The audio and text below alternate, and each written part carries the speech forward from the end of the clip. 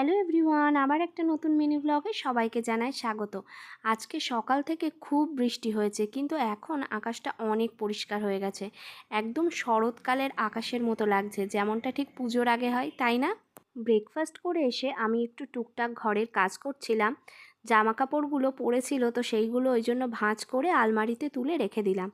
আর তারপর ব্যালকনিতে কিছু গাছ আছে, সেই গাছগুলোয় জল দিলাম।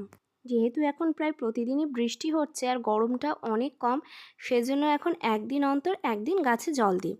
আর এই দুটো নেল পালিশ অনেক দিন আগেই কিনেছিলাম, কিন্তু পরা হয়নি, তাই আজকে ভাবলাম বসে বসে একটা নেল পালিশ পরি। এই লাইট কফি কালারের নেল পালিশটা আমার খুবই পছন্দ হয়েছে। আমি এখানে ভেতরে বসে বসে নেল পালিশ পরছি আর মেঘের গর্জন শুনতে পাচ্ছি, হয়তো আবার বৃষ্টি হবে।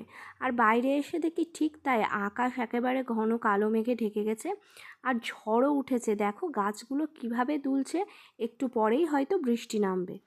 আমি স্নানও করে নিলাম তাড়াতাড়ি, আর তারপর লাঞ্চ করব। আজকে লাঞ্চে অনেক কিছুই রয়েছে। এখানে আছে ভাত, কালকের কিছুটা চিকেন ছিল, শাক, ডিমের ঝোল আর স্যালাড। এগুলো দিয়েই আজকে লাঞ্চ করব। তাহলে চলো ঝটপট লাঞ্চ সেরে নিই। আর ভিডিওটা কেমন লাগলো অবশ্যই জানিও। বাই।